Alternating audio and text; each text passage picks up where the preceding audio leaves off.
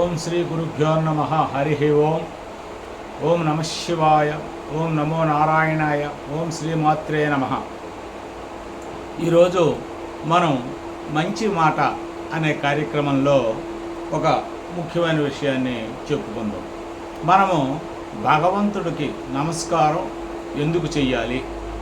కృతజ్ఞఘ్నాయ దేవాయ జ్యోతిషాం పతయ నమ. కృతజ్ఞత అంటే ఏంటి, కృతజ్ఞత అంటే ఏమిటి అనే విషయాలు తెలుసుకుంటూ భగవంతుడికి నమస్కారం చేయడం అనేది మన కృతజ్ఞతాభావం తెలియజేయడం. అసలు ఎందుకు చేయాలి అనేది కానీ ఒకసారి మనం చూసినట్టుగైతే, నీ పాద కమల సేవయు నీ పదార్చకుల తోడి నెయ్యమును నితాంతాపార భూత దయయును తాపసమందార నాకు దయసేయగదే.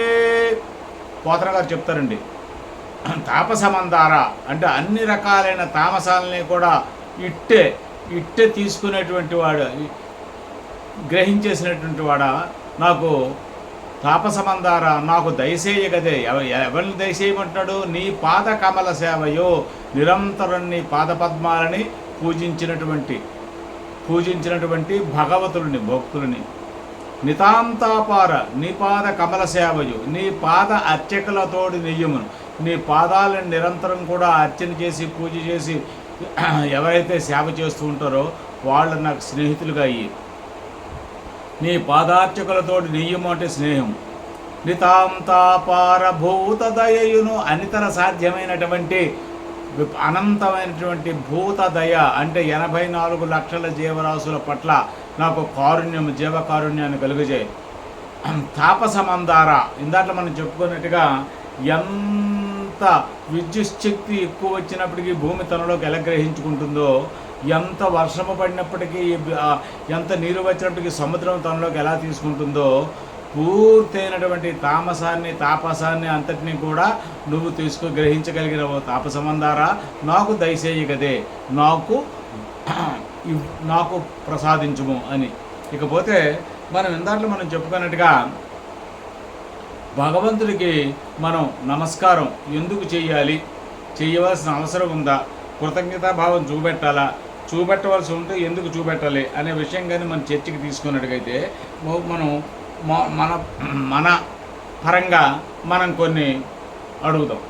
ఇక్కడ గర్భస్థ శిశువుగా ఉన్నప్పుడు, గర్భస్థ శిశువుగా ఉన్నప్పుడు 9 నెలలు కడుపులోని తల్లి గర్భంలోని ప్రేగుల మధ్య, అలాగే రక్తనాళముల మధ్య, అంతేకాకుండా ఈ నరముల మధ్య, మలమూత్రముల మధ్య ఈ శిశువు పెరుగుతుంది కదా. ఆ పెరిగినప్పుడు వాటి తాలూకా ప్రభావం ఏమీ లేకుండా ఆ మాంసపు ముద్దని ఒక బ్రహ్మాండమైన ఆకృతి కలిగినటువంటి చైతన్య స్వరూపుడిగా తయారు చేయడం అనేది మనకు తెలుసు. దాని గురించి తర్వాత చెప్పుకుందాం. మనం ప్రతిరోజు కూడా నడుస్తూ ఉంటాం. మనం మోటార్ సైకిలో, కారో, స్కూటరో ఏదో మనకు ఉన్నదనుకోండి, అది ఒక 2 సంవత్సరాలు 3 సంవత్సరాలు వాడిన తర్వాత మనం దాన్ని ఏం చేస్తూ ఉంటామంటే మారుస్తూ ఉంటాం. టైర్లు మారుస్తాం. అంటే ఆ టైర్లు అరిగిపోతాయి కదా. కాబట్టి ఏ వాహనానికైనా టైర్లు మనం వాడిన వాహనాలకి 2-3 నెలల్లో ఆ టైర్లు అరిగిపోతాయి. కానీ మనము 100 సంవత్సరములు జీవించినా, అంతకంటే ఎక్కువ తక్కువలు జీవించినా సరే, మన అరికాళ్ళు అరిగిపోకుండా మనకి నడిచినా, పరిగెత్తినా, గెంతినా అవి ఆ విధంగానే ఉండి అరిగిపోకుండా ఉంటాయి. దానికి కారణం ఎవరు? మనం తయారు చేసినటువంటి రబ్బర్ వస్తువులు కానీ, ప్లాస్టిక్ వస్తువులు కానీ అవి నిరంతరం కూడా అటు ఇటు కదులుతూ ఉంటే, తిరుగుతూ ఉంటే, అరిగిపోతూ ఉంటే వాటిని ఎలా మారుస్తున్నామో, మన జీవితాంతం కూడా మార్చక్కర్లేకుండా నిరంతరం పరిగెత్తినా సరే మనకి అవి అరిగిపోకుండా ఉండేటట్టు అరికాళ్ళని తయారు చేసిన ఆ మహాత్ముడు ఎవరు? ఇకపోతే రెండవది, మన శరీరంలో 75% ద్రవం అంటే నీరులాగా 75% ఉంది. కానీ మరి శరీరం నిండా కొన్ని లక్షలాది సూక్ష్మరంధ్రాలు ఉన్నాయి. ఇన్ని సూక్ష్మరంధ్రాలు, ఇన్ని రంధ్రాలు ఉన్నప్పటికీ కూడా అది దానంతట అది పైకి కారిపోకుండా మన శరీరం ఉంచుతున్నది. అది ఎవరి కృప, ఎవరి ఎవరి కృప వలన అలా జరుగుతున్నది. ఇక మూడోది, మనకి ఏ విధంగానైనా మనం ఏ భంగిమలో ఉన్నప్పటికీ, యోగాసనాలు చేసినప్పటికీ, లేదా ఎగిరినప్పటికీ, రకరకాలైన జిమ్నాస్టిక్స్ చేసినప్పటికీ కూడా శరీరం సమతుల్యతను కోల్పోకుండా సమతుల్యతను కలిగి ఉంటుంది సహజంగా. అది దేని వలన జరుగుతున్నది, ఎవరి వలన జరుగుతున్నది. ఇకపోతే మనకి ఒక చిన్న సెల్ ఫోన్ ఉంటే దానికి ఛార్జింగ్ చేయాలి, అలాగే ఇన్వర్టర్ ఉంటే ఛార్జింగ్ చేయాలి, దేనికైనా సరే రీఛార్జ్ చేయవలసిన ప్రతిదానికి కూడా రీఛార్జ్ చేయాలి. కానీ మరి మన గుండెకు ఎవరు కూడా రీఛార్జ్ చెయ్యక్కర్లేకుండానే గుండె పుట్టిన దగ్గర నుంచి చనిపోయే వరకు కూడా ఎటువంటి రీఛార్జ్ లేకుండానే ఎలా పనిచేస్తున్నది, అది ఎవరి దయ వలన, ఎవరి కృప వలన జరుగుతున్నది. తర్వాత ఇక్కడ ఇంకో విషయం ఏంటంటే, మనము భూమి నుంచి నీరు త్రావడానికి మోటార్ పంపులు పెడుతూ ఉంటాము. ఈ మోటార్ పంపుల ద్వారా దాన్ని మనం నీరును పొందుతూ ఉంటాం. కొన్ని అనివార్య పరిస్థితుల్లో, అనివార్య కారణాల్లో ఆ మోటార్ పంపులు పాడవడం కానీ, మోటార్ పంపు మార్చడం కానీ చేస్తూ ఉంటాము. మోటార్ పంపు లేనిదే నీరు బయటికి రాదు, అది తోడుతూ ఉంటుంది. అయితే ఏ పంపు సహాయము లేకుండానే ఈ నిరంతరము ఏ శక్తి వలన మన గుండె మొత్తం ఈ రక్తనాళములన్నిటికీ కూడా మనకి చిటికిన వేలు దగ్గర నుంచి తల శిరస్సు వరకు కూడా మనకి ఈ చక్కగా దీన్ని ఈ రక్తాన్ని అందిస్తున్నది. ఏ పంపు సహాయము, ఏ పంపు మార్చక్కర్ లేకుండానే ఈ రక్తాన్ని మనకి శరీరంలో అన్ని భాగాలకు నిరంతరం కూడా పంపు చేస్తున్నది, ప్రవహిస్తున్నది. తర్వాత ఇంకా అంతకంటే ముఖ్యమైనది ఏంటంటే, మనకి సర్వాంగానం నయనం ప్రధానం, అన్ని అంగాల్లోకి కూడా కళ్ళు ముఖ్యమైనవి. మన కళ్ళు కొన్ని వేల మెగా పిక్సెల్స్ సామర్థ్యం కలిగి ఎటువంటి దృశ్యాన్నైనా, సూక్ష్మమైన, మధ్యతరగైన, స్థూలమైన గ్రహించి దానికి తగిన దృశ్యీకరణను చిత్రించగలిగినటువంటి మహత్తరమైనటువంటి కండ్లని మనకి భగవంతుడు ఇచ్చాడు. కొన్ని వేల కెమెరాలు కూడా గ్రహించలేనంత ఛాయాగ్రహణ శక్తిని మనకి భగవంతుడు ఇచ్చాడు. ఇకపోతే మనకి తర్వాత మనము ఏదైనా టేస్ట్ అంటే రుచి చూడాలి అన్న ఏదైనా ప్రయోగశాలలో మనం ఈ నీరు ఉప్పుగా ఉందా, ఈ నీరు చప్పగా ఉందా, ఇంకోటి కొన్ని ప్రయోగశాలలో మనం పరీక్ష చేస్తూ ఉంటాం. దాన్ని బట్టి తెలుస్తుంది. ఏ ప్రయోగశాల అక్కర్లేకుండా, ఏ పరీక్ష నాళికలు అక్కర్లేకుండా, ఏ రసాయన పదార్థాలు అక్కర్లేకుండా మన నాలుక మీద ఉన్నటువంటి 60,000 రుసు బొడుపులు ఏది ఎంత సూక్ష్మంగా ఏ రుచిలో ఉన్నదో చెప్పగలిగింది. అది ఎవరి కృపతో, ఎవరి దయతో ఆ విధంగా జరుగుతున్నది.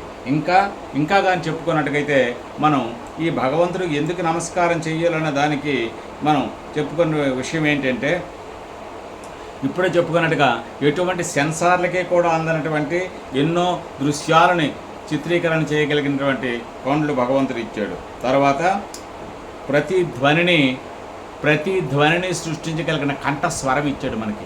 కాబట్టి ఈ కంఠస్వరం ద్వారా కొన్ని వేల ఫ్రీక్వెన్సీలతో, అంటే వేల పౌనఃపున్యాలతో వివిధ ధ్వనులను సృష్టించగలిగిన కంఠస్వరం ఇచ్చాడు. అది ఏ మహానుభావుడు ప్రభావం వలన జరిగింది. తర్వాత అన్ని రకాలైన ధ్వనుల్ని వర్గీకరణ చేసి ఏ ధ్వని దేనికి సంబంధించినదని గుణ విశ్లేషణ చేయగలిగినటువంటి మన చెవులని భగవంతుడు మనకి ప్రసాదించాడు.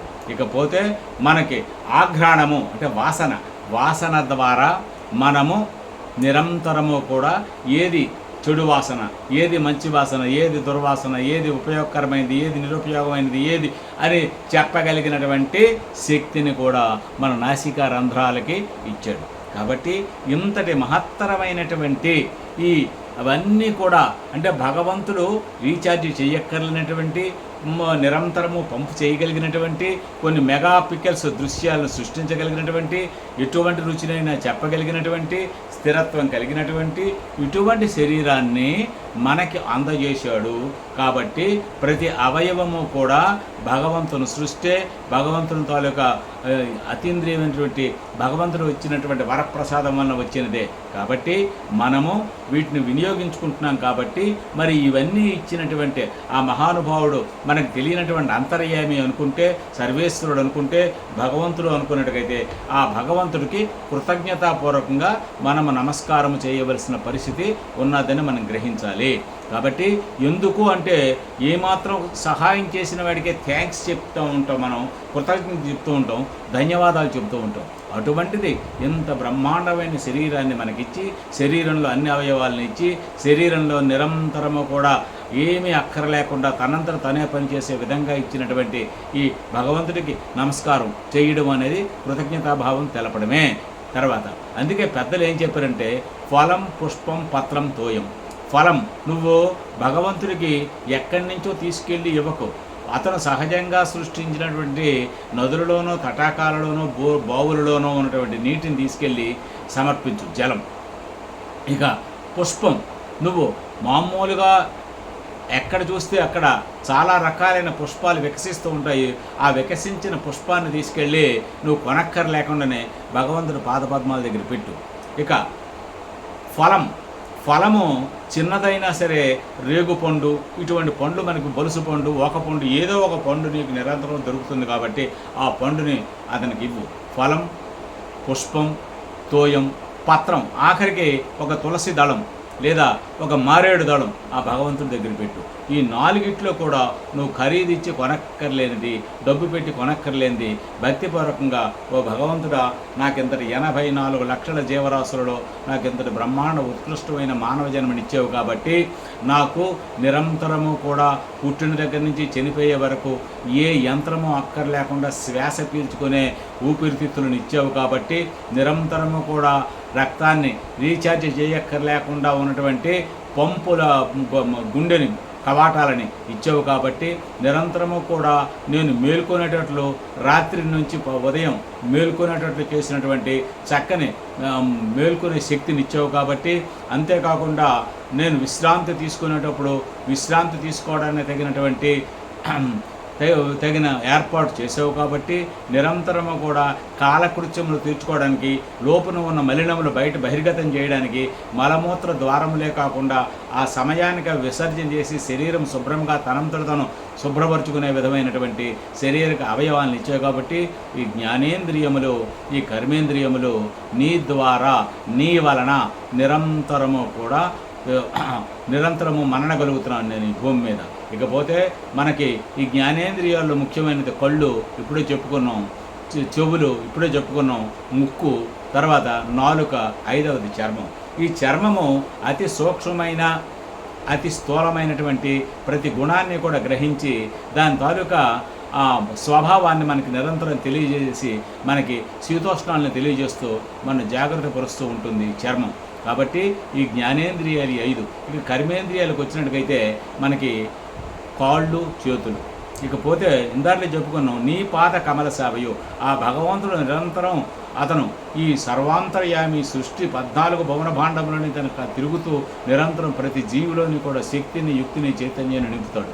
కాబట్టి కాళ్ళు మనకి కూడా కాళ్ళు లేనట్టుకైతే, ఒకచోట స్థిరంగా కానీ ఉన్నట్టుకైతే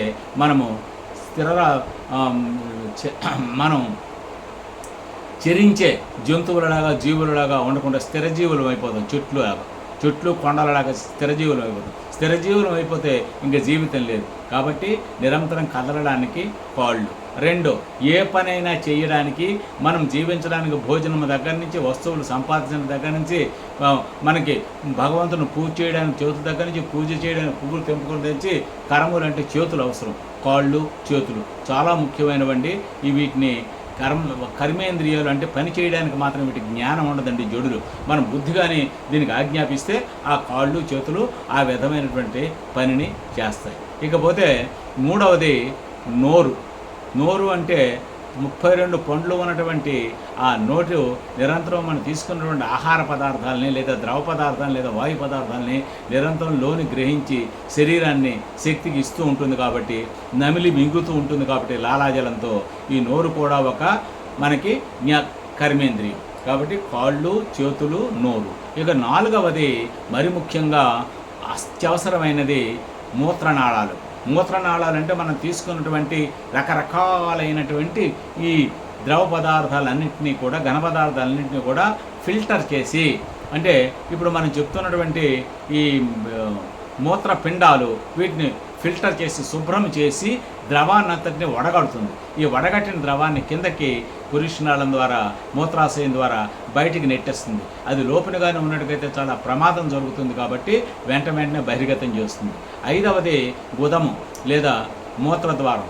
ఈ ఫిల్టర్ చేయగా ఉన్నటువంటి పిప్పి ఏదైతే ఉన్నదో దాని అంతటినీ కూడా ఈ గుదము ద్వారా, మల ద్వారం ద్వారా బయటికి నెట్టేస్తుంది. కాబట్టి మనం చెప్పుకుంటున్నటువంటి ఈ కర్మేంద్రియాలలో కాళ్ళు, చేతులు, నోరు, మనకి మూత్రనాళము, మలద్వారము, ఈ 5 కూడా, ఈ 5 జ్ఞానేంద్రియాలు, కర్మేంద్రియాలని భగవంతుడు మనకి ఇచ్చాడు కాబట్టి వాటి ద్వారా మనము నిరంతరము కూడా పని చేయగలుగుతున్నాము. మనకి మననం ఉన్నది. ఇకపోతే ముఖ్యంగా ఇంకొక విషయం ఏంటంటే, మరి ఇవన్నీ మనకి చెప్పకుండానే భగవంతుడు నిరంతరం మనకు కల్పిస్తున్నాడు. ఇకపోతే రాత్రి అయిపోయింది, చీకటి అయిపోయింది, మనం లైటింగ్లు పెట్టుకోలేకపోతే కష్టమైపోతుంది, పని చేసుకోవాలి. ఏమిటంటే అరుణోదయం కాలంలో తెల్లవారేసరికి తొలిజాము నుంచే సూర్యుడు అక్కడ ఆకాశం మీద మెరుస్తూ అరుణకాంతిలో వచ్చి ఈ లోకానికి వెలుగును ప్రసాదిస్తున్నాడు. అలాగే రాత్రి అయ్యేసరికి చంద్రుడు మంచి చల్లటి వెన్నెల్ని, చల్లటి తెల్లని ప్రకాశాన్ని చీకట్లో మనకు ప్రసాదిస్తున్నాడు. ఇవన్నీ కూడా దైవం మనకి ఏర్పరిచినటువంటి ముఖ్యమైనటువంటి ఖరీదు అక్కర్లేనటువంటి, డబ్బు ఇచ్చి కొనక్కర్లేనటువంటి బ్రహ్మాండమైనటువంటి అవయవాల్ని, సౌష్ఠవాన్ని మనకి ఏర్పాటు చేశాడు. కాబట్టి చేతులు ఉన్నందుకు గాను మనం చేతులారంగ శివుని పూజింపడేని, నోరు నవ్వంగ హరికీర్తినుడు వడేని. చేతులారంగ శివుని పూజింపడేని, నోరు నవ్వంగ హరికీర్తినుడు వడేని.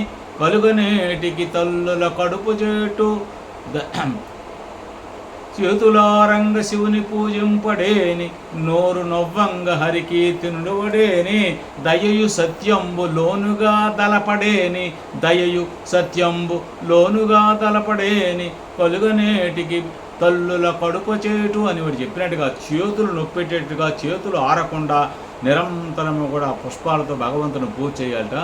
నోరు నొప్పెట్టేటట్లుగా అతన్ని కీర్తించాలట, అతను శ్లాఘించాలట. అతని స్తోత్రాలు, భజన పదాలు నిరంతరం కూడా అష్టకాలు, దండకాలు, భజన పదాలు చదువుతూ ఉండాలని చెప్పారు. కాబట్టి ఇంతటి మహత్తరమైనటువంటి శక్తియుక్తులని, మహత్తరమైనవి ఏ రూపాయి కూడా మన దగ్గర చేర్ చేయకుండా చక్కటి జన్మనిచ్చి తల్లి కడుపులో ఉన్నప్పుడు రేపు చెప్పుకుందాము.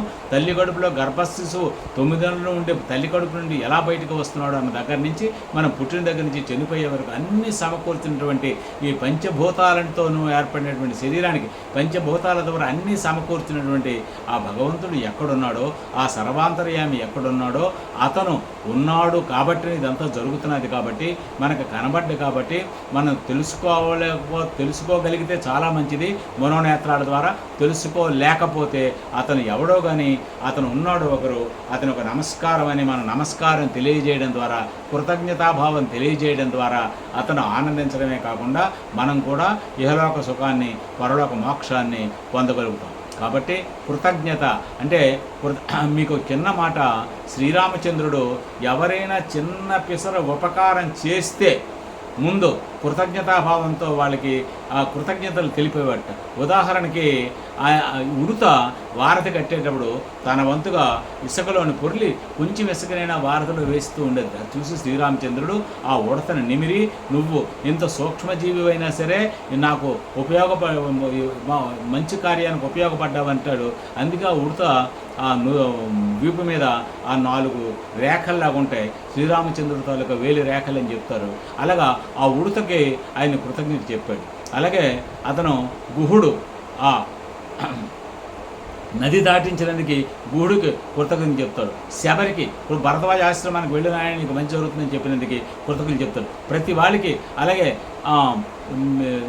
జటాయువుకి కృతజ్ఞతలు చెప్తాడు. తనకు ఉపకారం చేసిన ప్రతి వారికి పేరు పేరున కృతజ్ఞతలు చెప్పినటువంటి మహానుభావుడు శ్రీరామచంద్రుడు అవతార పురుషుడై రామో విగ్రహవాన్ ధర్మమ, రాముడే పోతపోసిన విగ్రహం ధర్మం, రాము విగ్రహం పోతపోసిన ధర్మం అని చెప్తున్నది. కాబట్టి అటువంటి మహానుభావుడే కృతజ్ఞతాభావంతో అందరికీ చెప్పాడు. కాబట్టి మనకు ఎవరైనా ఎప్పుడైనా ఏ రకంగానైనా ఏ సమయంలోనైనా మనకి ఒక మేలు చేస్తే, ఒక మంచి చేస్తే, మనం ప్రగతికి ఉపయోగపడితే, పురోగతికి ఉపయోగపడితే, మనల్ని మంచి సత్ప్రవర్తనలో మార్చితే, మనకి మంచి ఉపదేశిస్తే, మంచి జరగడానికి అనుకూలిస్తే వారికి కృతజ్ఞతాపూర్వకంగా మనము ఒక నమస్కారం చెయ్యాలి.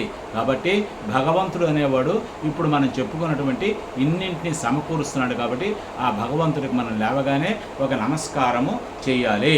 ఎందుకంటే మనల్ని తాత్కాలికంగా పడుకోబెట్టింది అయినే, మరలా ఉదయాన్నే లేపింది అయినే, లేచిన దగ్గర నుంచి మళ్ళీ మనకు కావలసినవన్నీ సమకూర్చింది అతనే, అలా శీతోష్ణాలను సమకూర్చింది అతనే, పంచభూతాలను విజృంభింపజేసి మనకు కావలసిన పంచభూతాల ద్వారా అన్ని అందించింది అతనే. ఇంతటి మహత్తరమైనటువంటిది మనకు అందిస్తున్నాడు. ఒక్క ఉదాహరణతో మీకు నేను ముగిస్తానండి. భగవంతుడు ఎందుకు నమస్కారం చేయాలి అంటే, ఒక చిన్న మాట. మనకి ఎవరికైనా ఆరోగ్యం బాగోలేనప్పుడు ఎమర్జెన్సీ వార్డులో పెట్టినప్పుడు వాళ్ళు ఏం చెప్తారంటే, బాబు ఇతనికి ఊపిరి అందడం లేదు, ముక్కుకి ఆక్సిజన్ పెట్టాలి అని వెంటనే తీసుకెళ్ళి ఎమర్జెన్సీ వార్డులో ఆక్సిజన్ సెట్ పెడతారు. ఆక్సిజన్ సెట్ పెట్టిన తర్వాత ఒక 20 గంటలు కానీ ఆక్సిజన్ సెట్ పెట్టి అతన్ని మెల్లిగా ప్రాణంతో బ్రతికించి తీసేసిన తర్వాత ఆ 20 గంటలు ఆక్సిజన్ పెట్టినందుకు గంటకి 1000 రూపాయల చొప్పున 20 గంటలకి కూడా 2000 కట్టమంటారు. అంటే 20 గంటల ఆక్సిజన్కి 2000 తీసుకుంటే రోజుకి 2400 చొప్పున నెలకి ఇంటూ 30 వేసి సంవత్సరానికి ఇంటూ 365 వేస్తే మనకు 100 సంవత్సరాలు కానీ బతికితే కోట్ల రూపాయలు మనము పీల్చుకున్నటువంటి ఆక్సిజన్ ఆమ్లజని ప్రాణవాయువుకి ఇవ్వాలి. మరి ఇంత అనంతమైనటువంటి ఈ బిల్లు ఎవరు కొడుతున్నారు? మనం కొడుతున్నామా? ఎవరిస్తున్నారు? ఇది ప్రసాదిస్తున్నారు. ఎంత మనం బ్రతకడానికి కావాల్సిన ఆక్సిజన్ అంతా కూడా ఆ భగవంతుడు ప్రకృతి రూపంలో మనకి ఇస్తున్నాడు. కాబట్టి ఒక్కటి అలా విలువ కట్టుకొని వెళితే మనం అనంతమైన విలువని భగవంతుడికి అందజేయాలి. కాబట్టి అటువంటి విలువ కలిగినటువంటి ఈ శరీరానికి కావలసిన శరీరం నడవడానికి కావలసినటువంటి పదార్థాలని ఆ భగవంతుడు మనకు ప్రసాదిస్తున్నాడు. కాబట్టి అన్ని విధాలా కూడా భక్ష్య భోజ్య లేహ చూష్మాలన్నీ ఇస్తున్నాడు. కాబట్టి వాటిని పచనం చేస్తున్నాడు. కాబట్టి నిరంతరం కూడా శరీరం కాలకృత్యములు ఏ కాలానుగుణంగా ఏది చేయాలో అనేది ఏర్పరుస్తున్నాడు. కాబట్టి ఋతుక్రమాన్ని నడుపుతున్నాడు. కాబట్టి అటువంటి భగవంతుడికి మనము ఫలం పుష్పం తోయం పత్రం ద్వారా లేదా ఒక నమస్కారం ద్వారా మనము అతన్ని వేడుకుంటూ అతని కృతజ్ఞతాభావాన్ని తెలుపుకుంటేనే మనం మానవమాత్రం అవుతాం. లేదు అంటే మనం మానవులం కాదు, జంతువుల కంటే హీనమని చెప్పొచ్చు. కొన్ని జంతువులు కూడా పరమేశ్వరుని ప్రార్థించి అవి ముక్తి పదాన్ని పొందాయి. శ్రీ కాళహస్తి, శ్రీ అంటే సాలెపురుగు, కాళము అంటే ఏనుగు, పాము, హస్తి అంటే ఏనుగు. ఈ సాలెపురుగు, పాము, ఏనుగు కూడా భగవంతుని ఆరాధించి ముక్తి పొందాయి. వాటికంటే మనం హీనులు కాకూడదంటే ఉదయాన్నే లేవగానే మనకి మంచం మించి లేవగానే మొట్టమొదటిగా భగవంతుడిని నమస్కారం చేసుకొని ఆ భగవంతుడు తలుచుకొని ఈ రోజంతా కూడా నిన్ను తలుచుకుంటున్నాను తండ్రి, నాకు మంచి చేయని ప్రార్థించే విధంగా మనం ఉండాలని కోరుకుంటూ దండమయ విశ్వంబర దండమయ నీకు ఎప్పుడు దండము కృష్ణ, నీవే గురుడవు దైవము, నీవే నా పతిగతి నిజము కృష్ణ. కాబట్టి ఓ భగవంతుడా, నువ్వే అన్ని నాకు సమకూరుస్తున్నావు. కాబట్టి ఈ ప్రపంచాన్ని నువ్వే ఏర్పరిచావు. కాబట్టి ప్రకృతిని నువ్వే ఏర్పరిచావు. కాబట్టి పంచభూతాలను నువ్వే ఏర్పరిచావు. కాబట్టి నా ప్రాణాన్ని నువ్వే చైతన్యవంతం చేస్తున్నావు. కాబట్టి నా ప్రాణాన్ని నువ్వే నడిపిస్తున్నావు. కాబట్టి నన్నే కాకుండా నన్ను కన్న తల్లిదండ్రులను ఈ చరాచర సృష్టిని 84 జీవరాశుల జన్మరణ చక్రాన్ని నువ్వే నడుపుతున్నావు. కాబట్టి దీని అంతటికీ సర్వాంతర్యామి మాకు కనబడకుండా దీని అంతటిని కూడా ఇంత చక్కగా బ్రహ్మాండంగా మాకు అన్ని ప్రసాదిస్తున్న నీకు ఒక నమస్కారం చేసుకుంటున్నాము. కృతజ్ఞతాపరంగా నీకు ఒక దండం పెడుతున్నాము సుమా అని ప్రతి వారు కూడా ఉదయం లేవగానే భగవంతుణ్ణి ఇన్ని ప్రసాదిస్తున్నటువంటి, మనకి తెలుసో తెలియకో అజ్ఞాతంగానో జ్ఞాతంగానో అన్ని విధాలా మనకి ఇన్ని ప్రసాదిస్తున్నటువంటి భగవంతుడికి నమస్కారం చేసుకొని మనం లేచినట్టుకైతే ఆ ఉదయం సంపూర్ణమైనటువంటి మన మంచి హృదయంతో ఆ నమస్కారం చేసినట్టుకైతే ఆ ఉదయము శుభోదయమయ్యి చక్కగా ఆ రోజంతా చాలా హాయిగా మంచిగా ఉండగలుగుతాం. కాబట్టి దైవనామస్మరణ అనేది నిరంతరము కూడా మనం పెదవుల మీద ఉంటూ ఉండాలి. అందుకే నోరు నవ్వంగానే హరికీర్తి నుడివడేని అని చెప్తారు. కాబట్టి వీలైనంత మట్టుగా ఉదయాన్నే ఆ భగవంతుడికి మనం నమస్కారం చేసి మాత్రం కృతజ్ఞత, మనం ఒట్టిన వద్దని నమస్కారం మనకి అన్ని ప్రసాదించేది కాబట్టి, అంత విపరీతమైనటువంటి శక్తియుక్తమైన చైతన్యాన్ని ప్రసాదించేది కాబట్టి దానికి మనం రుణం తీర్చుకునే విధంగానే ఒక్క నమస్కారం చేసుకుందామండి. నమస్కారం మన భారతీయ సంస్కృతి సాంప్రదాయాల సంస్కారం అండి. షేక్ హ్యాండ్ అనేది పనికిరాదండి, అది పాశ్చాత్య దేశాల వాళ్ళు ఉన్నదండి. షేక్ హ్యాండ్ వల్ల చాలా ప్రమాదాలు కూడా ఉన్నాయండి. నమస్కారం అనేది ఆత్మపూర్వకంగా హృదయానికి తిన్నగా మనం చెయ్యాలండి. మనం పెద్దలకి, గురువులకి, దేవుడికి, అమ్మవార్లకి చేతులెత్తి నమస్కారం చేస్తామండి. తల్లిదండ్రులకి కాళ్ళ మీద పడి నమస్కారం చేస్తామండి.